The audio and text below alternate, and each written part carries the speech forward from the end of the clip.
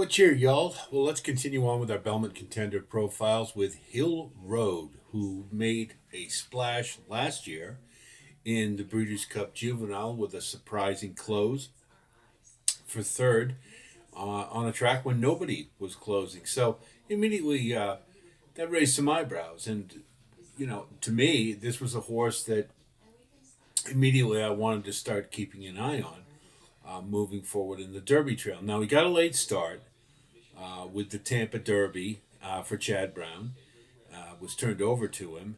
And I always liked him more of as a Derby prospect than Chancer McPatrick. I thought he could get the distance more readily, and that seems to be the case.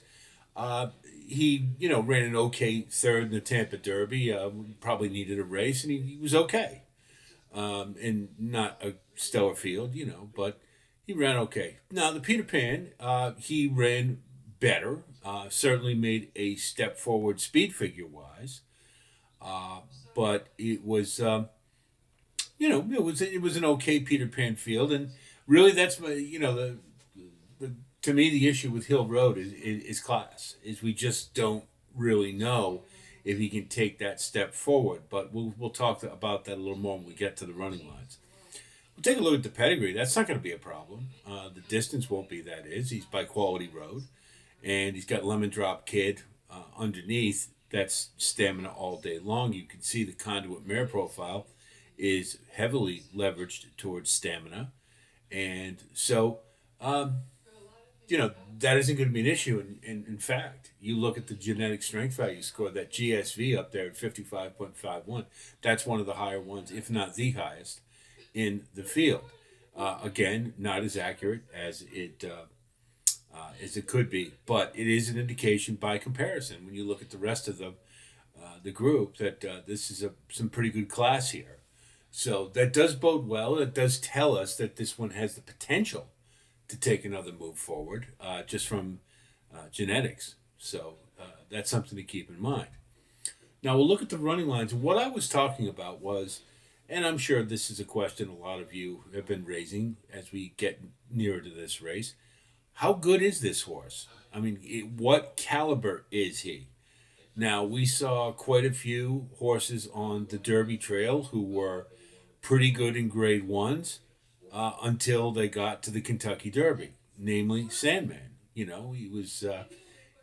won the Arkansas Derby, which is a grade one, but he ran a nondescript seventh in the Kentucky Derby, and he ran an okay third in the Preakness. I mean, and so is he a grade one horse? I'm not so sure. So Hill Road, that's really the question more than anything. And of course, that's the primary question because we've got the big three coming back here from the Kentucky Derby. And we have noted the disparity or the gulf between those three and the rest of the group. So what we would have to think is what you want to be looking for from the Belmont are horses who are ready potentially to take that next step forward. And as always, as I mentioned quite a bit in my handicapping, I look at class rating and I want to see that continued progression in class. Well, here's the problem for Hill Road. Take a look. In the Tampa Derby, the race rating was 117. It was an okay field, and he got a 118. All right, not bad. Comes off the bench, needed a race, and he ran his race on a speed favoring track, and you can see that early fraction E1 and E2 there, 73, 71, that's crawling, and he closed with a big kick with a 104. Inside, needed more are the notes. Okay, but I wasn't that worried or concerned because he'd been off for a while, so he just maybe needed a race. So they sent him to the bench again, skipped the Derby, and he can't get in anyway, and he runs into Peter Pan at Aqueduct.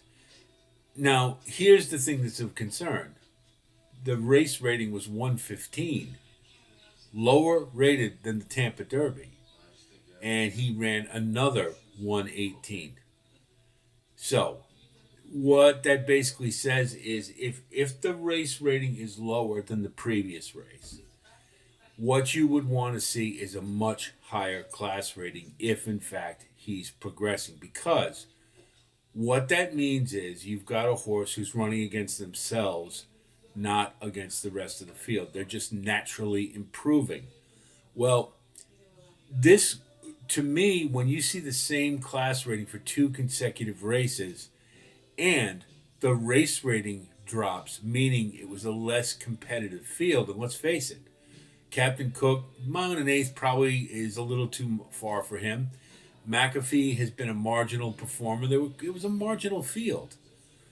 And yes, he won it, but and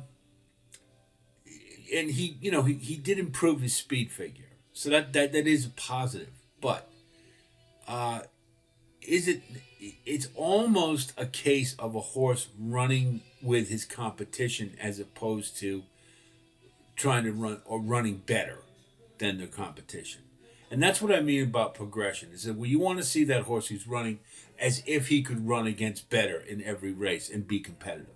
So this tells me that maybe we're reaching the zenith with Hill Road. Well, he maybe has gone as far as he can.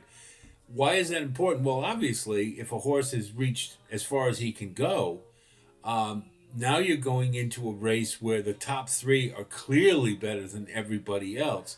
So the only way that Hill Road could be competitive is he would have to be in a position where he's taking a step forward. It doesn't look to me like he likely is going to do that. Now, he's trained by Chad Brown. Chad Brown, we know, plans. And I'm sure when the Derby fell off the picture, the Belmont became the next step. Particularly with Hill Road's late running style. It's a much better fit than the Preakness would have been. So, do I fully expect Hill Road will run the best race he can? Yes, I do. Is it going to be good enough? Probably not, is my guess. And aside from the fact of what I've explained, as far as there is a potential plateau happening here.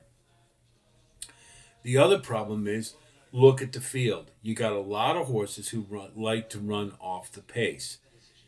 So that again hampers Hill Road. First of all, you're going to have. We'll look at the first take. The positives certainly are this horse is pretty consistent. He's run well for three straight starts, and he certainly has the stamina to get a mile and a quarter. I'm not worried about that, as I mentioned. But the negatives are grade. Those are grade threes, and they're grade threes that he's not convincingly winning. He doesn't necessarily give the thought that he's maybe any better than the horses he was running at the grade three level. And now you go to a grade one. So I do question whether or not he's as has the potential to be as good as the big three. And if he can't, then it's going to be very difficult for him to compete at the Belmont. Traffic in the back. Well, as I mentioned, you got a lot of horses running from off the pace in this race. So if usually when that happens, you've got one closer who's sort of above and beyond, and he's the one who's gonna factor in the race. But if you have a bunch of them, there's potential traffic issues. There's a lot of things that can happen. But more to the point is that his kick probably isn't. He's going to be further back, I think, than Journalism or Sovereignty or even Baeza, and that kind of it may neutralize his kick or what he can do because they're already going to be moving, if that makes any sense. I fully expect Sovereignty is going to be a little more forwardly placed than he has been because he's improving. That's my guess on that. So, in short, it's not a great scenario for closers to begin with, and especially ones that look like they're not necessarily ready to take a move forward, and you've got other competitors in the race who like to do the same thing, and they're already better. So to me, Hill Road certainly is a horse you can think about for underneath, maybe the bottom of the try of the Super. But I don't see that potential there to take that big move forward where he can join the upper echelon of 3-year-olds. So that's my thoughts on Hill Road, and I hope it helps you with your own assessment. If you do like content like this, of course, please like and subscribe. And again, thank you so much for all of you who continue to grow the community. We're going to have a lot more Belmont coverage, lots more. We will have individual profiles. It turns out Crudo is now going to run in the Belmont. Mike Rapoli doing his usual, wants to be heard, wants to be a presence. So he's got two in the race with Uncaged. So we'll talk about him as well as Uncaged and the rest of the contenders. We'll have an individual post about the race itself. We will have full card selections, best bets, value plays. It looks to be a terrific day of racing on Saturday. Matter of fact, the whole week at Saratoga. I wish I could be up there for all 4 days, or five rather. It looks to be, it's just going to be dynamite.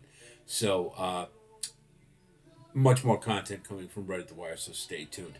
That's it from here. I'll talk to you soon, and until then, be well.